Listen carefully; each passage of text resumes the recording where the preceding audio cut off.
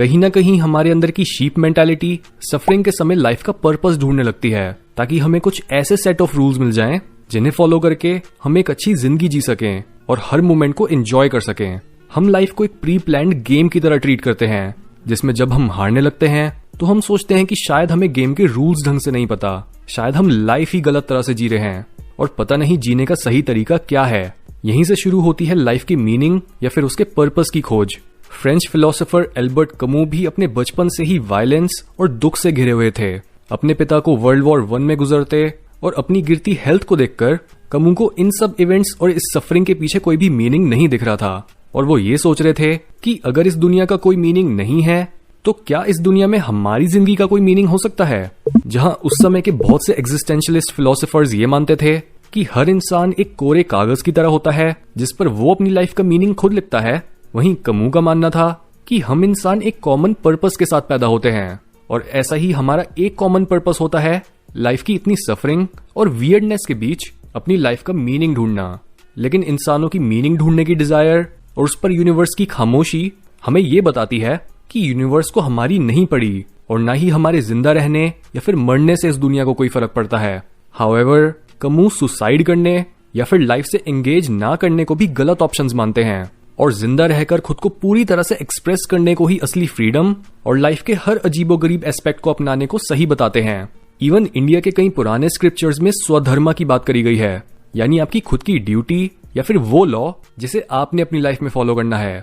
Swadharma basically ये बोलता है कि आपकी जिंदगी मीनिंगफुल तब बनेगी जब आप लाइफ के फ्लो में रहकर यानी यूनिवर्स के लॉ को फॉलो करते हुए खुद की जिंदगी के लॉस को भी फॉलो करोगे।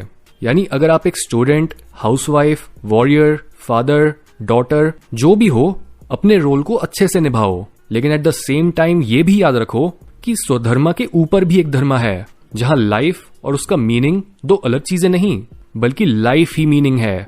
लाइफ का पर्पस ही है उसकी अलाइवनेस। इस पूरे ब्रह्मांड में मीनिंग नहीं है, लेकिन हमारे एक्सपीरियंस में मीनिंग एक बहुत ही रियल चीज है। हमें ऐसा फील होता है कि हमें मीनिंग चाहिए वरना हम जिंदगी नहीं जी पाएंगे। जिस तरह से इंसानों को इलेक्ट्रोमैग्नेटिक रेडिएशन का एक छोटा सा हिस्सा दिखता है जिसे हम कलर बोलते हैं, लेकिन कलर्स हमारी परसेप्शन के बाहर एग्जिस्ट नहीं करते, बिल्कुल ऐसे ही मीनिंग भी बस हमारे दिमाग में बनता है और वो उसके लिए जरूरी भी है। अब सोचो कि क्या होगा अगर हमारी परसेप्शन से कलर्स ही गायब हो जाएं तो। कलर्स रियलिटी को हमारी नजर में और खूबसूरत बनाते हैं और हम कलर्स को यूज करते हैं खाने, लोगों की हेल्थ या फिर जहरीली चीजों को आइडेंटिफाई करने के लिए। हमारी परसेप्शन में बैठी हर एक चीज हमारे सर्वाइवल और हमारी ग्रोथ के लिए इवॉल्व हुई है। इसी वजह से इवन दो लाइफ अपने आप में मीनिंगलेस है, लेकिन फिर भी हमें मीनिंग चाहिए आगे बढ़ते रहने और बेसिकली इस ब्रह्मांड के पूरे प्रोसेस को खुलकर एंजॉय करने के लिए। लाइफ का मीनिंगलेस होना और आपकी लाइफ की मीनिंगलेस होने में बहुत फर्क है। एक जगह पर आप कुछ नहीं हो और दूसरी जगह पर आप खुद से पूछते हो और खुद को याद दिलाते हो कि आप कौन हो और आप क्यों जिंदा हो। इन दोनों रियलिटीज को साथ में जीना सीखो। मीनिंगलेसनेस और मीनिंगफुलनेस, ये दोनों चीजें ही हमारे एक्सपीरियंस का पार्ट हैं और ऐसे में इनमें से किसी भी एक साइड को रिजेक्ट करने से हम रियलिटी को भी आधा ही समझ पाएंगे। कमू हमें समझाते हैं कि चाहे लाइफ मीनिंगलेस भी है, फिर भी तुम इसमें खूबसूरती ढूंढने की कोशिश करो, और इस पॉइंट को वो समझाते हैं सिसिफस की ग्रीक मिथ के थ्रू। सिसिफस एक राजा था जिसने भगवानों को धोखा दिया था और इसके लिए उसे समय के अंत तक एक बड़ी चट्टान को पहाड़ी के ऊपर धकेलते रहने की पनिशमेंट मिली थी। जब भी चट्टान पहाड़ की चोटी तक पहुंचती थी, वैसे ही वो रोल होकर वापस से नीचे चली जाती थी और सिसिफस को फिर से इस प्रोसेस को रिपीट करना होता था। कमू के हिसाब से पूरी इंसानियत ही सिसिफस की पोजीशन में है और जब हम अपनी लाइफ की मीनिंगलेसनेस को एक्सेप्ट कर लेते हैं, सिर्फ तभी हम जिंदगी की चुनौतियों को सर उठाकर फेस कर पाते हैं। कमू बोलते हैं कि इंसान की ऊंचाइयों को छूने की स्ट्रगल ही उसके दिल को भरे रखने के लिए काफी है।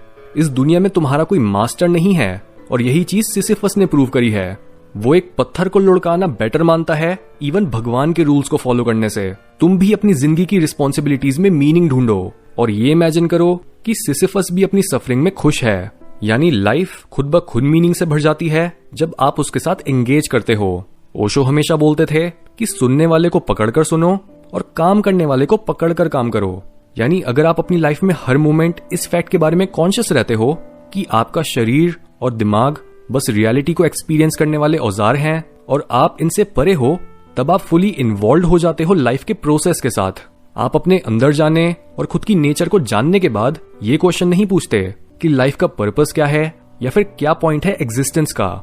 ये क्वेश्चन सिर्फ तब उठते हैं जब आप खुद को लाइफ से अलग समझते हो। आप ही लाइफ हो और लाइफ का पॉइंट है वो खुद। इसी वजह से स्वामी विवेकानंद से जब भी कोई ये पूछता था कि what is the purpose of life, तब वो हमेशा ये रिप्लाई करते थे कि ये क्वेश्चन ही अपने आप में गलत है, क्योंकि लाइफ का पर्पस या फिर उसका पॉइंट जानने के लिए आपको उसके बारे में इंटेलेक्चुअल क्वेश्चंस नहीं पूछने होते, बल्कि आपको लाइफ को डायरेक्टली जीना होता है और लाइफ को अपने अंदर एक्सपीरियंस करना होता है।